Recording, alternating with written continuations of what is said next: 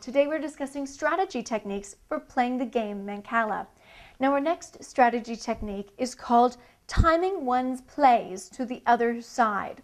And it's simply that. You're basically timing your play to your opponent, your other side of the board.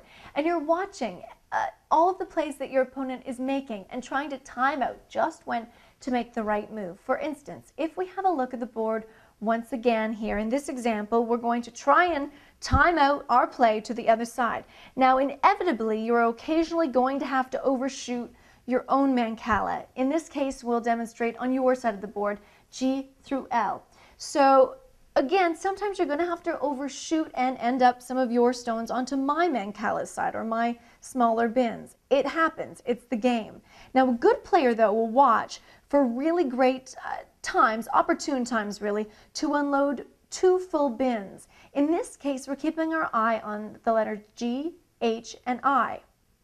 Now, a good player too will also be able to reduce the overhead cost of any kind of like a looping maneuver in here, and it's always a good idea to keep your eyes on G, H, and I. If you can have enough stones that will end you up in your larger Mancala, you're not giving any stones away in a looping strategy at all. So we're going to go H, I, J, K, L, and 1 into yours. Therefore, you would get another turn. Here you can see L.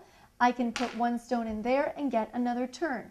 You have to keep your eye on these. And H, for instance, if we take those out, we go 1, 2, 3, 4, 5. We get another turn. Oh, L. See, we're playing that game, playing from bin L as often as possible. We get another turn. You can see that by keeping your eye on G, H, and I, we can really push a lot of the stones down to our larger Mancala, and we're not looping around the board. We're really, in some cases, starving. That's another strategy that we discussed in an earlier segment, starving our opponent of stones. And if you recall, we still get another turn. So for this case, maybe we'll take I and 2 stones out of I, put them into J and K as well. So you can see, well, we are trying to time out, in this case, our plays to the other side of the board.